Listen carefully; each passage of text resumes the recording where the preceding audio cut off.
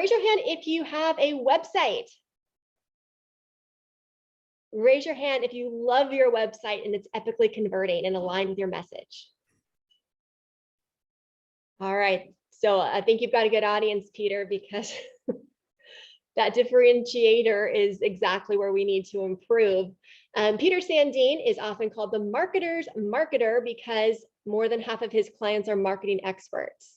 His primary focus is marketing messages and funnels, but he's spent nearly a decade in the copywriting and conversion optimization. Now he helps small business owners get more leads and sales from their website. So I'm happy to introduce all of you to Peter, talking about why website redesign projects fail and how to quickly and finally fix your website so that we have alignment to your message, your audience, and all of those things to help us increase sales. All right, let's give a warm JVLG welcome to Peter. All right, thank you. So first of all, I look at websites as a marketing, like piece of marketing. I don't think of them as just a business card that's digital, but rather I think of them as part of your funnel, like part of your strategy. So people come there hopefully at pre-selected times, and it makes a big difference. Even if you don't think it makes a big difference, it might still make a big difference to anyone who's thinking of buying from you, because people very often, even if you talk to them individually and they're like, okay, this sounds really cool, I'll think about it until tomorrow, what they usually do is they go to the website and they make the decision based on the feeling they get while looking at the website. It's not that they go there thinking I'm going to find out something completely new, but rather it's usually the only way they can get any extra information about who you are, what you do, and so on. So just going there to get a sense of, so does the website give them the same feeling that got them interested in buying when they talked with you is potentially a massive thing, even if you don't actively direct people to the website. This happens surprisingly often, and it's easy to dismiss. So since you're in the JV world, I think a lot of you focus on referrals or doing partner webinars or something. So it can feel like, well, the website doesn't make that big of a difference because people go to a landing page and then they come to the webinar and then I send them to a sales page and they buy. But I'd argue, or I'd expect 90% of the people who buy to check out the website before they buy. And a lot of the people who don't buy checked out the website and don't buy because of it. So even if it isn't something you actively drive people to, it is unfortunately usually something that makes a bigger difference. So just to clarify, because especially in the JV world or people who do JV stuff, I've talked with a couple of the well, not the huge names, but big names in the industry recently saying about like, well, I don't really drive people to the website, so does it matter? And it only matters once they hear from a client that, well, I didn't hire you because of the website, but despite of it, that I got such a good referral that that's why I hired you, even though the website was pretty terrible. So take it seriously, but that doesn't mean it has to be very difficult. So if we look at the goals for a website, what makes it good? Well, it should produce leads, if that's the idea, or goal, sales, if that's the goal. So if you have an e-commerce website, then obviously you're trying to make sales there.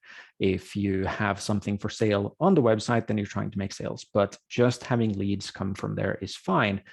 But let's say you're totally in the joint venture stuff and you're just directing people to a webinar from partners and so on. Then the goal of the website is to reinforce the feeling that they should buy from you, that what you're offering is valuable, it's unique, it's somehow different, it's somehow better for them than anything else they can get, because they always have options. I doubt there's a single person here offering anything remotely unique in the sense that people wouldn't have other options for getting similar outcomes.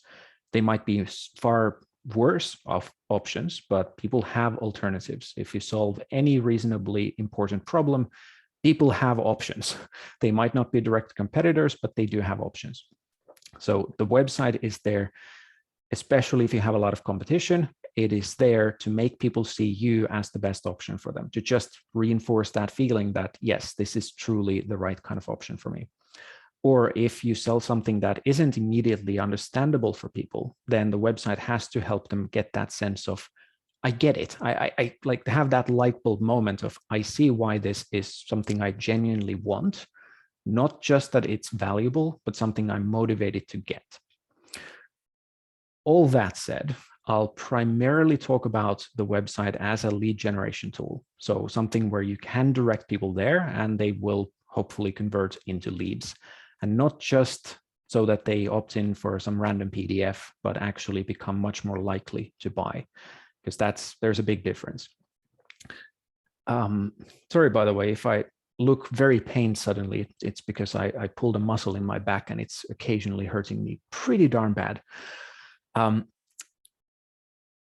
Yeah, so first of all, imagine you go to a website that looks amazing. Like the design is so good that you're thinking, okay, they must have spent 6 figures on this. This might win some design awards.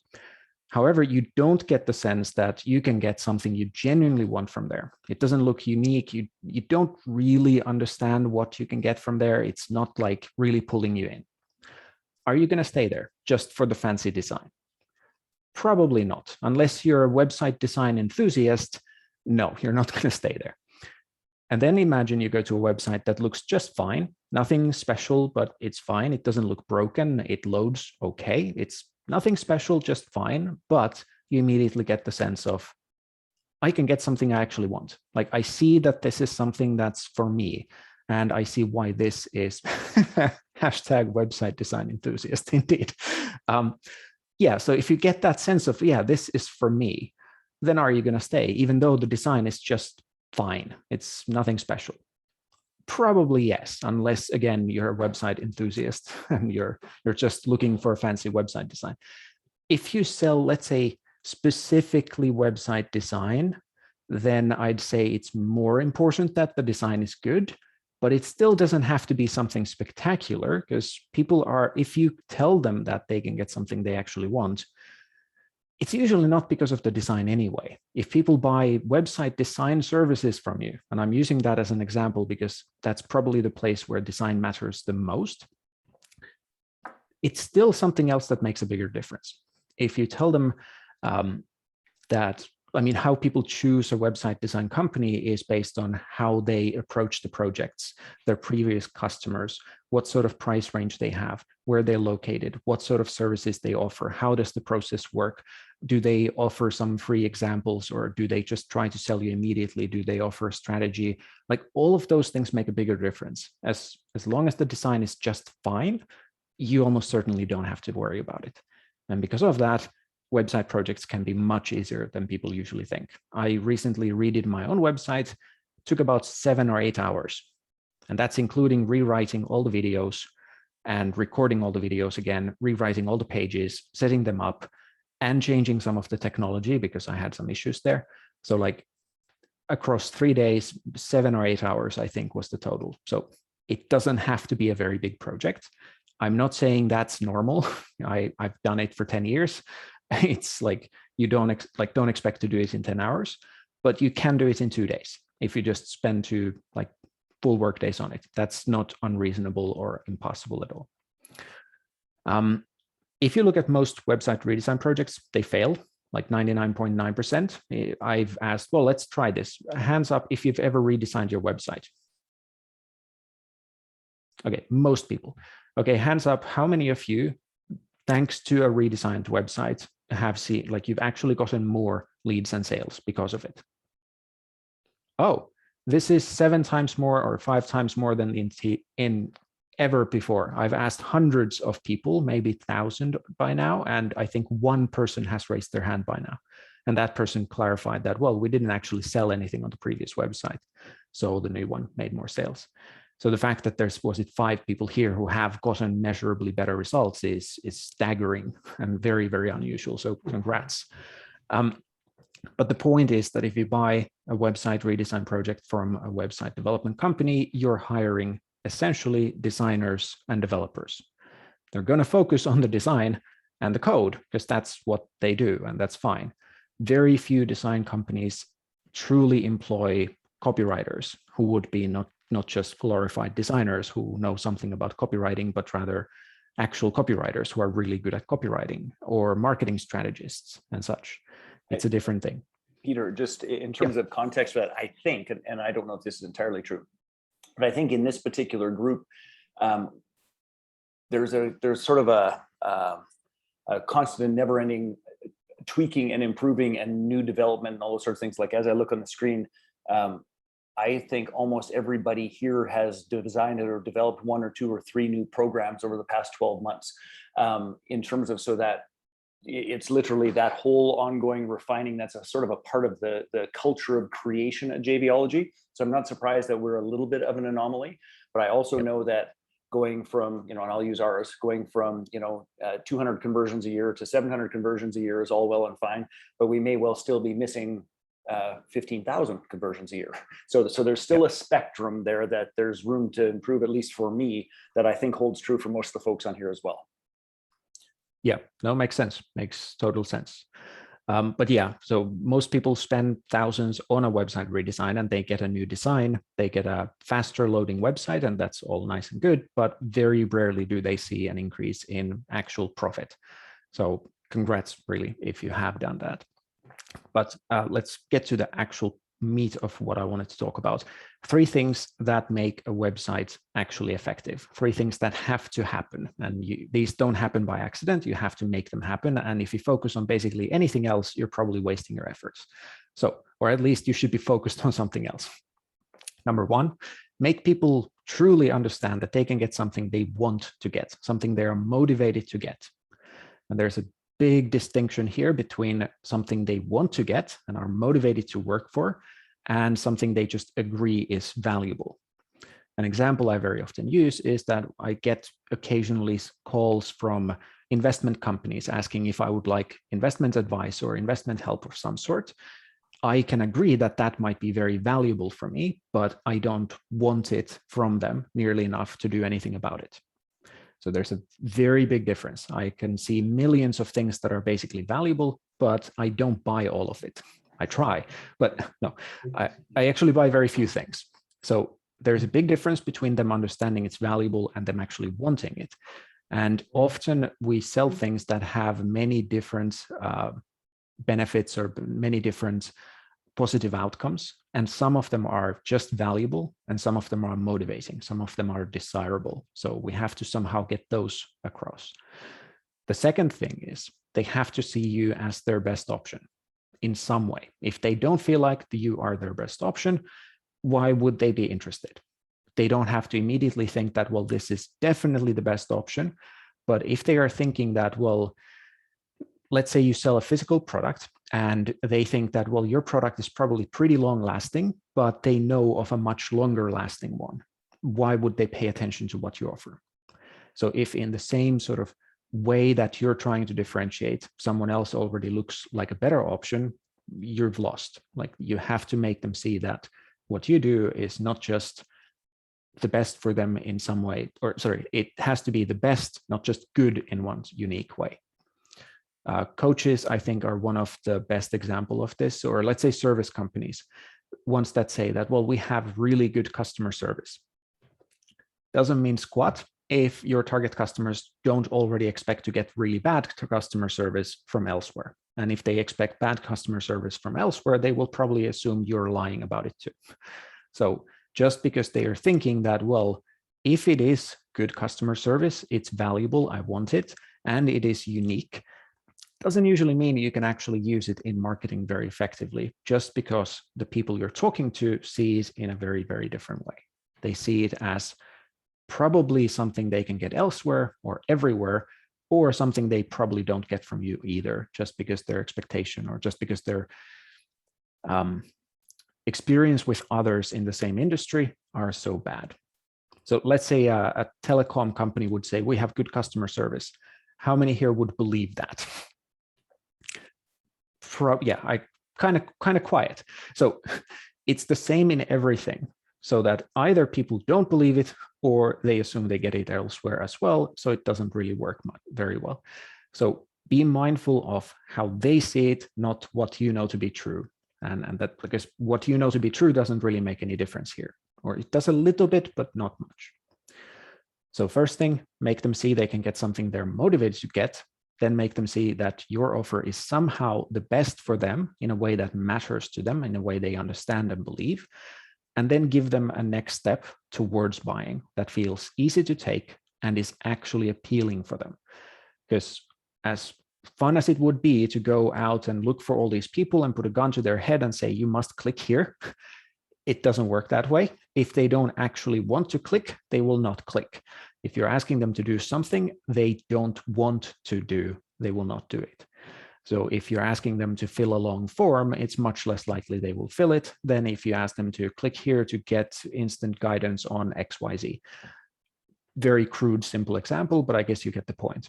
But there's also a very big difference between, are you just offering them some random interesting PDF or video or webinar or something, or is it something that takes them towards buying? It's better to get them on your list for just random PDF, even if it doesn't make them more likely to buy, than having them just run away. But it's much better than that to get them on the list so that they are already more likely to buy because of why they opted in. So as an example, I'm not suggesting this to anyone, but as an example, let's say we have a yoga studio and we offer people, I don't know, a free video on how to do yoga at home. I'm sure a lot of people would probably opt in for that. Would it make them more likely to show up to our yoga classes? Probably not.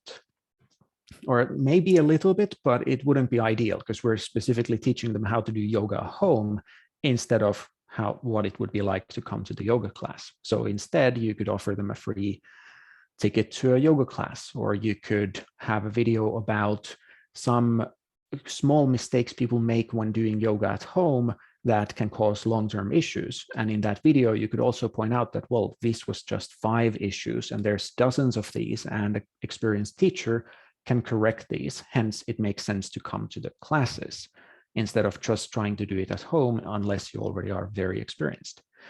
So think about all of that. Offer, and I'll repeat it once more because this really is the meat of the whole thing. Make them see they can get something they're motivated to get. Make them see that it's somehow best for them, unique, somehow in a way that matters to them and is understandable and believable, and offer them an easy, appealing way to make an actual step towards buying from you on every page. There's maybe if you have like a, I don't know, terms of service page, you don't have to like have a call to action there, but pretty much every page on the website should somehow give people a clear, easy way towards buying. Okay, any questions at this point? Does this make some sense so far? Okay. Question. So are you saying always selling, or are you saying if they go into your lead magnet, then that's considered selling? Okay, first of all, Carrie, hi, good to see you. And okay, I was a little unclear, sorry. So what I'm thinking about now are the pages on the website that are publicly available before people opt in, before people are on your email list or anything. The principles don't really change, but the pages that are publicly available generally make sense to primarily, at least, aim to get people on your email list, because it is just very, very unusual that people would buy directly from the website. That doesn't mean you couldn't make it possible for them to buy, but the primary goal for almost every single page is probably anyway that you get them to the email list. You were using the word buy, but what you really mean is get them to opt in. Yes. Okay. Okay. Yeah. So if you have a sales page, then obviously the goal of that is to get people to buy. If you have a list of products, like a page with list of products, then the primary goal would probably be for them to click onto a product page. But basically every other page, the goal is usually to just get people on the email list. And if that doesn't happen, then sure, give them an option to find something to buy. That's great, but depending on the situation, and I'm assuming most people in this group, that wouldn't happen a lot. So it doesn't make sense to put a lot of effort into getting people to buy immediately, because just about no one's going to do it anyway.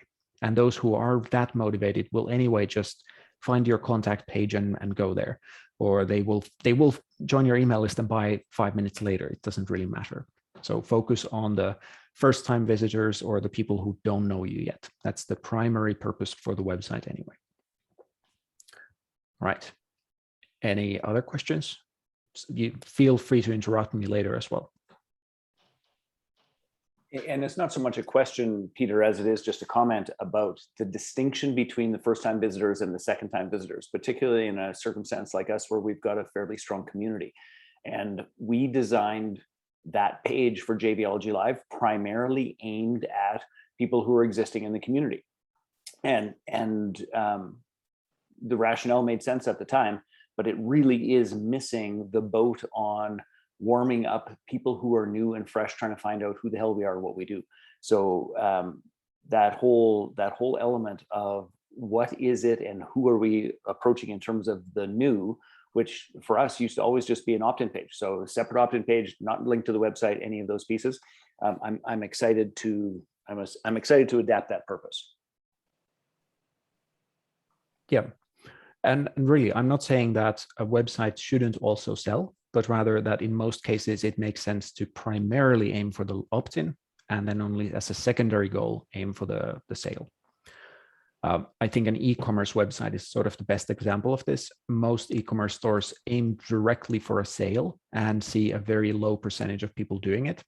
Whereas some of the best examples aim for an opt-in primarily. And if people don't do that, then they are as quickly as possible directed to the product pages so that they could buy something. And they will not see any fewer people buy on the first visit, but they see a much, much higher percentage of people buy a little later on. So it, even in a case that seems like most directed towards immediate sales, it still probably makes more sense to initially aim for an opt-in and only then ask for the sale. Okay, any other questions, comments? Okay, so let's say let's say your website doesn't work very well. So it doesn't generate leads nearly as often as it should or could, or it doesn't create direct sales, or it doesn't really support you in making sales. So it's, if you have at all this feeling that, well, I don't really want to direct people there because they might not get the right idea, then, okay, what do you do? Well, I'd go through those three main things in order. So the first one is to look at, well, what is motivating for them? What motivates them to get what you sell? So you can, the simple way of doing this, not perfect, but just get started, list out all the nice things people can get if they buy what you sell. What are those things? So it's probably a list of dozens of things. If it's not dozens of things, you're probably not thinking clear, like through it. So usually there are dozens of benefits, dozens of nice positive things that buying from you enables. And then think of, well, which ones of these are things they are genuinely motivated to get, enough to do something about? Or another way to look at it, what would they be motivated to do the most for? So if there's something that you know that, well, they would maybe pay $5 for, if it's somehow, if someone just walked up to them and said, hey, you can get this now for $5, and something else is something you know that, well, they're going to go through whatever it takes to get there, like they're spending thousands of dollars to get this thing. It's something they're seeing nightmares about, that they never get it, and so on. Like, then, like, okay, that's the thing you should focus on. And a lot of people get worried that, well, it gets too salesy, or I'm making too big promises. I haven't really come across a situation where even the most ludicrously large outcomes couldn't be expressed in a way that is perfectly reasonable. So even if it feels like, well, I can't say this because no one's going to believe this happens, you can probably do it, but just slightly indirectly, or you can mention something else first and then just have a testimonial, someone saying that, well, I got this thing. It seemed like too big to be true, but this is what I got. And then it becomes believable. So rather than skipping over some of the good stuff because you can't guarantee people get it or something like that, rather think of it as, well, how can I make it believable? This is, by the way, the reason why a lot of internet marketing people are like, well, see how I made $15,713.58 in 28 days and 7 hours and 15 minutes. Like, being super specific makes things more believable. Like in that headline, people probably don't question whether or not that technically happened. They will probably question how much work went into that before those however many days it was, actually started counting. But they usually don't question super specific things, as just an example of how you can make something kind of ludicrously positive sound believable. But yeah, just think about how to make it believable, not rather than skipping over something. Then the other thing, how do you make people believe that it's the best option for them? Well, again, simplistic form is to list out the things you know are unique. Or rather, I'll give you the slightly more, like the better version of this. The very simplistic, not so good. So first, think of what are you compared to? An example I often use is a therapist. A therapist is not only compared to other therapists. A therapist is compared to the option of talking with the friends, or talking with the spouse, or going drinking, or picking up yoga, or meditating, or reading a book, or whatever it is that people do to relax or to clear their head, or whatever it is that they think they might get from therapy. So they're not comparing you just to your direct competitors. They're comparing you to all the other ways they can get similar outcomes as well. So once you have a list of what you might be compared to, then you can think of how do those people see those alternatives. So for example, I don't know, do we take an actual example? I think it would be more interesting if someone wants to volunteer and just tell me what they do.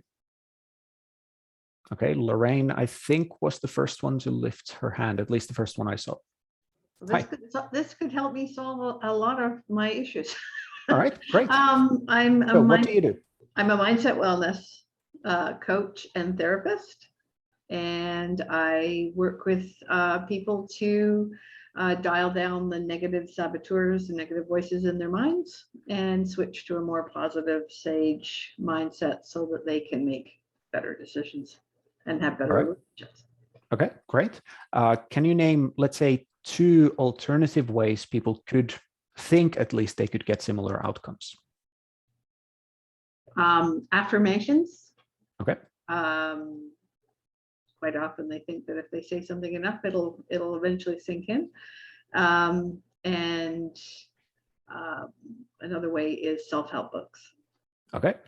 So affirmations, what would you think your target customers see as the positive main features of affirmations? Like, why is affirmations a good solution for them from their perspective? Well, they think it's easy. Yeah. It's something that's doable. It's something fast.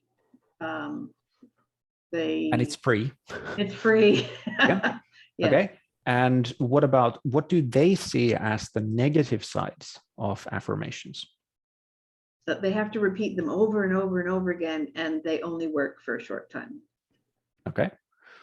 I would also think that they would probably have a doubt of, does it actually work? Mm-hmm. Because if they believe in, or if they've thought of affirmations for a long time, they've probably tried it at least a little at some point, and most people haven't seen good results from it. If they would have gotten great results with it, they would have stuck with it. They would have kept doing more and more of it. They wouldn't be interested in your help. So and it's everywhere. Yeah. So they probably also have that like fear that, well, this might not actually solve my problems. Right. Let's skip the self-help books just compared to this. Compared to that image of affirmations, what do you think they could see as a different in your service? What would make your service look different compared to that image of affirmations? So my service is on a smartphone. It's trackable. It's involves community, involves coaching. It's particular mindset exercises that they can do anywhere, anytime. And quite often I've given an example and they can feel it for themselves. Okay. All of that is good, but I'd argue more than half of what you said seems very similar to how they see affirmations. They can track affirmations on a smartphone, I'm sure. They can do affirmations wherever. They can, I'm sure, find, if they Google affirmation for any specific topic, I'm sure they find a bunch of options. So I would focus on the things that are not like affirmations and not like any other of the options. So it would be that it's made for them, I assume, at least to some degree, it's individualized. Yeah, They get the coaching. So it's not just them alone, but there's someone who can actually support them, either one-on-one or the group. It's like, these are things that affirmations, self-help books, self-help courses, none of those provide, because they're alone in all of those. They are just taking something generic and hoping it works for them. Yours is not that. So yes, mention the other things because they're good, but I wouldn't focus on them. You can make a much snappier sales pitch, a much snappier headline, a much more compelling offer when you focus on the things that look better than other options or somehow completely different in a meaningful way. So Peter, I just want to pause for a brief moment, Yep. because this is something that we hear a fair chunk in joint venture invitations and those pieces, as we're heading to JVology Live in September. It's easy for a lot of it to sound a lot the same. And the thing that I want to just, and I'm taking notes here, working on mine as well, is that what is different about this? And I think that most of us, myself included, are so close to how we do our, I'm going to call it our magic trick, that we don't see what's different. So gang, I just would love for all of you, if you aren't already at the page that you're trying to redesign and redevelop, just look at it with a just hard ass skeptical eye that says, I'm out shopping and there's, in my case, there's 3 JV communities off the top of my list. There's JVology, there's JVIC, there's the Marketers Cruise, all of which provide access to JV partners. So who gives a shit about one versus the other? Like, what do I need to say about ours that is unique and different? And that's the part Peter's trying to push us to. And most of us just see it from our own eyes. And you've got to see it from the eyes of skeptical Joe, who's like, so who gives a shit about what the difference is between JVIC, Marketers Cruise, and JVology? They all have partners, same, right? So we're really looking at that distinction. And I think, anyway, I just wanted to echo that because it took me a couple times hearing it. It's like, I really have to put myself in that spot because it seems self-evident to me, and it's anything but. Yeah, Lorraine, does that make sense?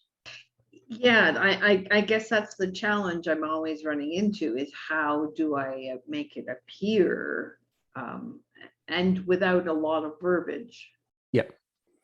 Yeah, that's always the question, more or less. And I don't have any other tricks to it. I have a couple of things. So first one is to get clearer about what it is that you're trying to get across. So I talk about your core value message. And what I mean by it is like really distilling into just 3 main ideas. What are the things that you should get across? What are most likely to give people that light bulb moment of, oh, I see why this is something I want, and I see that this is unique, somehow better in a meaningful way. Once you've done that, it becomes fairly easy. But if you don't quite do that, if you don't hire me, for example, no, but if you don't go through quite that much, then start by just as plainly as possible writing down the point, as simplistically as possible, writing down the point you're trying to make. And then only add more words if you really have to. Only try to be more artistic and fancy and poetic about it if you really have to and if you actually can. And otherwise, just be as simple as possible. No one is ever going to complain that your marketing is too easy to understand. So rather start from the simplistic and just, well, I figured that, well, this makes me a little different and unique. Just say it in the shortest way you can without like removing any important point from it. So rather have a headline with 15 words than 10 words that don't make any difference, or 5 words that don't mean anything. So rather more words and rather simpler language. And if you then really know you can make it better, then go ahead. But otherwise, just don't. It's much better to be clear and make a point than somehow try to be concise or try to be fancy with it. Thank you. Yeah, but it definitely sounds like, at least compared to the affirmations, you're definitely providing something different. Then the next question would be also, well, compared to other similar options that your target customers might be aware of, then what do they see and what differentiates you from them? And then you have to find, well, what differentiates you from at least most, if not all, of the major comparison points. I usually talk about comparisons rather than competitors because people don't know about all your competitors. If we do competitor research, we easily get just stuck looking at 100 different options that your target customers don't know about. Like, who cares what these options are like if your target customers don't know they exist? It doesn't really make any difference. So really focus on just the comparisons for them. Yeah, okay. So the next thing, I'm a little bit aware of the time, but I think we have time for the last point. So how do you offer something people not just want, but something that actively pushes them towards buying? Well, how I would do it is, again, through the core value message. Once you know what you need to get across so that people want to buy, then you build around that. But whether you or not you go through some like a full process for developing that, or just get clear about what people want from you and what makes you the best option for them, think of what would signify those things. What would make people associate those things to you? So as an example, well, Lorraine, I'll use you now as an example. It's always both the curse and the benefit of being the first and only volunteer. So if one of the things that you would want to signify, like somehow showcase to people, because it's a good differentiator, is that people get access to the community and they get one-on-one help from you. If that would be, and I'm not saying it necessarily is, but let's say that would be. If you would then make a PDF freebie where like a lead magnet that goes through, I don't know, 7 common reasons people have negative thought patterns, none of that would happen. Like, at least as a topic, it wouldn't have anything to do with getting one-on-one help and access to a community. You could make it about those things, but at least as a topic, it wouldn't have anything to do with it. People might opt in for it, but, and this is the thing that's really easy to dismiss as not so significant, if people opt in to learn 7 common reasons for negative thought patterns, it's not especially likely that they will truly value getting access to one-on-one coaching and a community. They might want it, but them opting in for 7, whatever it was, doesn't make it more likely that they are that sort of a person. On the other hand, and I'll make this a little extreme, but if the other option would be that they can get free access for a week in a community to get like some sort of support, that would mean that they definitely value that. So that would also mean that the people who opt in are 100 times more likely to buy from you than the random person who wanted to hear about the 7 common mental pattern bad things. So that's one side of it. So if you offer people something that they are by definition only interested in, if they are interested in the things that would make them want to buy from you, then you're going to attract people who are much more likely to buy from you. But the other side is that, and Elaine, I notice you have a question. We'll get just one sentence, basically. The other side is that if you show that, well, you want to provide, in this case, the community, they would immediately associate getting that from you. They would have this sense that, okay, clearly you can provide this because you're offering it even in the freebie. Or I'll use another example. If you would want to associate, let's say, physical products, just to make this as different as possible, that your physical products are super durable, then your freebie could be about how to make your, I don't know, shovel last for 100 years or 500 years. And then, I mean, this is not the best example, but you get the point that that would signify that you are interested in long-lasting products. And you've made enough of an effort to think about it that your shovels last or can last 500 years. So just by choosing a topic that shows that you take seriously something that is a good reason for them to buy from you, you have a huge benefit, not just because it selects the people who are more likely to buy from you, but also because it gets people to associate those things to you. And honestly, I cannot think of almost anything that would make a stronger connection between something like that and you. So as a, like, well, the community thing, like how could you make people associate being able to get that community support from you? How could you make people associate that to you even more than by providing them community support for a week? Like, I don't know how to do it. You can say that, well, I have a community support option here. That's not nearly as strong as saying, hey, you can get that for a while for free here, experience it. So it's a huge wasted opportunity, and it, I'd argue, makes a much bigger difference to sales than people usually think. Very often people notice that, well, they're happy that they are getting a lot of leads, and then they wonder how come no one buys. And one of the things I always look at is, well, why do they opt in? Are you like, does it make sense? Okay, that was way more than one sentence. Elaine, you had a question. Yeah, first of all, this is amazing. Thank you so much. So I don't have a paid community for support. I mean, I have physical products, but I'm putting them over here. So my question to you is that, could one give like one module or one lesson from what you teach? Is that something that like would be part of, so if I have a paid program for $1,000 and I made, if they went through X, amount and they were the right person, to actually gift them one lesson so they could get a feel of, how we roll and what we do and what makes us unique and stuff. Is that something? It can work. So I don't know what else I would have to, besides a bit, yeah. Yeah, it's a really good idea. I think you're perfectly on the right track. The only downside, very often, not always, but very often, the downside of giving a lesson or a module is that it's a little bit too much work. So when people don't pay for it, they don't usually take action on it.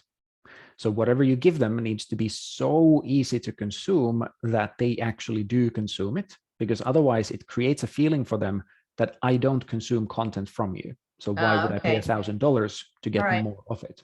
Right. So the idea is really good, but there is make sure that if you then offer something, that it is something that's really easy to consume.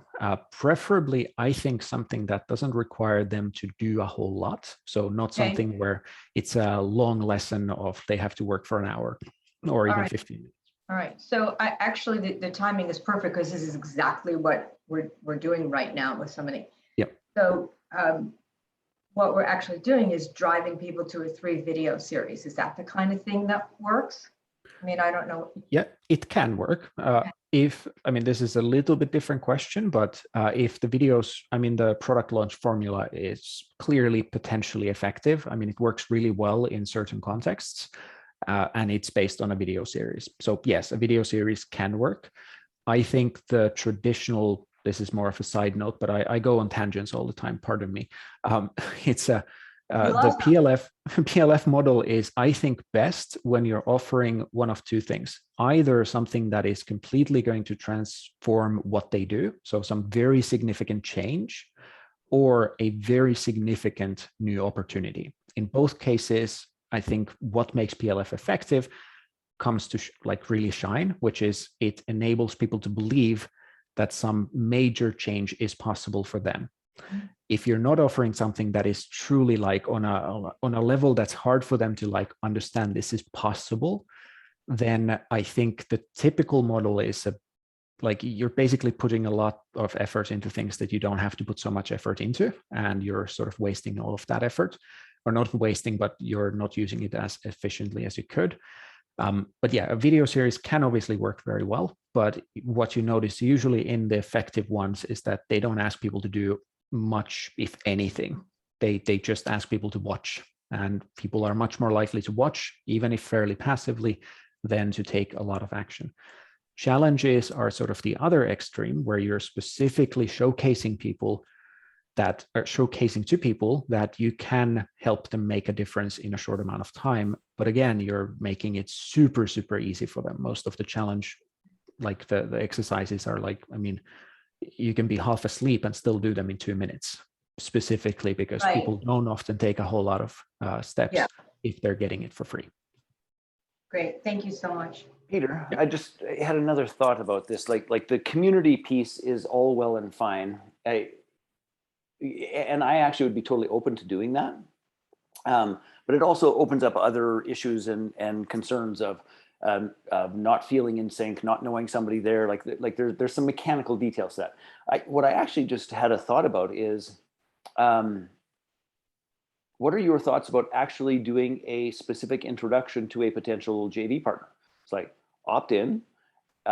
This is how this goes. This is, you fill out this process, all the rest of it, and you're going to hear from one of our team who's going to actually facilitate a personal introduction to you, to one member of our community that will give you a partner before anything else even happens. What are your thoughts about something that, because it's a mechanical nightmare, let's be clear, but it's also a hell of a value that we could lead with that nobody else does. Yeah, that's, first of all, very good line of thinking. I think you should test it. I can't predict if that's going to be worth the trouble. You're probably going to get pretty good results with it, but you need to get good results with it for it to be worth the whole trouble. Another issue there, potentially, is that you attract a fair number of people, and this is true of everyone in the industry, a fair number of people who don't understand joint ventures. They have a very limited idea of what a joint venture is. They're not really ready to do it. They feel petrified of the idea of talking to a random person they've never met about and asking them to promote them somehow. I mean, they just go crazy thinking of how many ways this can go wrong. So you telling them that you're going to introduce them to someone, they might see it as, oh, that would be super valuable, but I'm not ready for it. I don't know what I would do with it.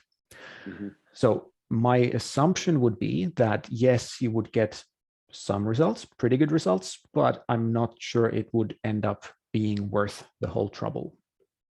Yeah. But Lorraine has had a question for a while, and also Victoria had a question. Yeah, Lorraine?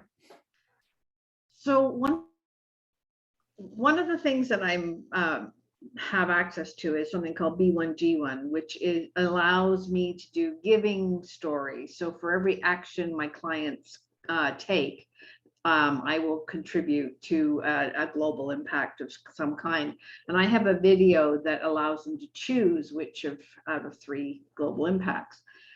Now, that's not directly related to what I do in terms of mindset coaching, but it's certainly something that it would be useful, make them feel good, shows that I care about them and the world.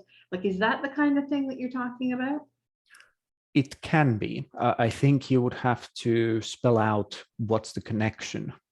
So that can be interpreted. I mean, if I would see someone do that, I would just think that they are a charitable person. That's it. It's a good thing, but that it wouldn't make me associate anything more specific to you. Whereas if you would say that one of the ways one thing I teach to people is that find a way to contribute and find a way to make a difference in the things that you care about, or maybe it's more specific. I mean, I don't know what you do, so pardon the potentially far off example, but if you would say that, well, people who struggle to connect on a deeper level with people, here's something you can do. You can make them not only aware, but somehow be a part of the same charities that you are a part of, and show it to them somehow, help them join in with you, or I don't know, I'm making this up. But then showing that you're doing it in practice would be a brilliant way to show that, oh, this is something that it could mean. Or it's a little, I think it's a good idea and there's probably potential, but you'd have to somehow translate why this makes sense. Like, what does this even mean? Why are you doing it, other than just being a good person, which is obviously good, but so if I can just interrupt. So if I did a mindset fitness thing in front of it and then did this as a result, I would be linking those 2 concepts, is what I think you're saying. That so that could work really well. The connection. Yeah, that could work really well. Okay, that's what I was wondering. So thank you for that piece. Yeah. Then I noticed Victoria asked about any advice on SEO or getting your website to more people. Sorry, I misspelled. It's SEO, SEO. Oh. SEO. Yep. Yes. SEO. I'm not an SEO expert. The very basics are super simple. This is overcomplicated by everyone. you think of all sorts of words and terms and search phrases that people might use, your target customers might use, somewhat related, if not perfectly related to what you do. It can be a very long list. The second thing is you research those search phrases on Google. So what you do is you can type it in and see what sort of results come up. The number of results isn't really all that relevant, assuming there's at least a few. If there's none, it means no one's searching for it. No one else thought of that phrase. But if there's at least some, then the number doesn't make any difference. What makes a difference is what are the search results like. If there's Wikipedia and NBC and BBC and like all these massive different websites, or some like industry huge companies, it's going to be really hard for you to compete against those. So what you're hoping you'll find is search phrases that have some volume. There's plenty of free tools that help you figure out how many people are searching with a specific phrase. And the other thing is, well, hopefully you find a phrase that is searched for, but there isn't really tough competition. At least the first page isn't super tough competition all around. But yeah, not my specialty at all, but it's something that if you don't have to think about keyword density and such things. Those just don't make sense. I interviewed, well, Stefan Spencer, one of the absolute like top SEO people, and like he didn't talk about SEO, like search keyword density at all, or he did and said that that's not a thing at all. You just have to make sure that the context is understandable from the beginning, not only at the end. So yeah, no, it's not a, I don't know what to say. Okay, great. Thank you. Then, yeah, okay. Any other questions? No.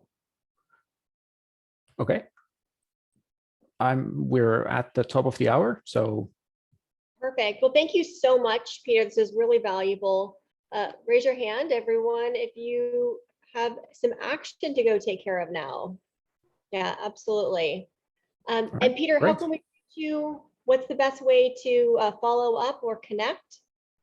Well, you can connect to me very easily. My website, petersandeen.com, but I also have a video that I recorded while I redid my own website. I did it in about 3 days, total of maybe 7 or 8 hours, including rewriting all the videos, recording new videos and all that.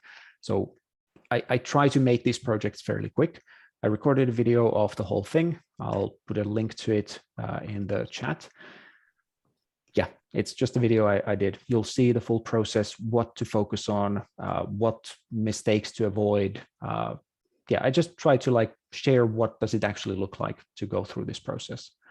And if I can just echo that this, you know, and I'll speak for myself, but I believe it holds true for virtually everyone here, is we are just too damn close to our own stuff, and the assumptions that I have that seem obvious to everyone in the universe. When I was watching Peter, it's like, oh, good God, I gotta back up the bus like 3 blocks to articulate the assumptions upon which this statement is made, because they don't know the assumptions. And as Peter was thinking his way through it and sharing the thought process, it was incredibly powerful for me to begin to go, you know, 12 years later, this seems obvious, and I'm a dumbass for not backing up the bus and letting people know what those assumptions are based on. And I really look forward to rolling out the new page with your support, Peter. So go check out the video. You'll be surprised at your assumptions. I guarantee it. Yeah. And yeah, if anyone wants to contact me directly, send me an email, peter@petersandeen.com. If you're interested in potentially any sort of help, don't have to commit into anything. I'm happy to have a quick call. We can look at your website. I can give ideas on what we could do about it, what to focus on. And yeah. Okay, perfect. All right. Very good. Hopefully Well, thank you so all much. got some value out of this. I tried to make it fairly actionable, and it's really hard to make this actionable, this stuff. So, yes, it was awesome. Thank you, I mean, Peter. Truly in an appreciate hour, you. it's hard to make it actionable. Yes, it is a short span of time. And gang, for those of you who want to participate and play with the giveaway, please make sure you get to either reach out to Krista, reach out to Michelle, get your partner link out there, send that out, and this special Easter egg of the $1 piece, if they act fast, is gone in a day. So if there's somebody you know who's sitting on the fence, nudge them off the fence if you would, please. Krista, anything else in terms of the contest or making sure that folks are there for the next Better Together Mixer? Just do it. Think about who's in your circle, maybe who you want to connect with but don't quite have a relationship with yet. What better way than to invite them to something and help them be seen. So it's a way of you going first. So that's a great way to connect with someone that you'd like to be a JV partner who doesn't have a clue what JVs are. Or someone you're doing them with and want them to learn how to do it better, because we all know the J's way is the best. All right, everybody, thanks so much for being here. Have a great rest of the day, and we will see you next week, if not before. Right. Bye-bye. Take care. Bye-bye.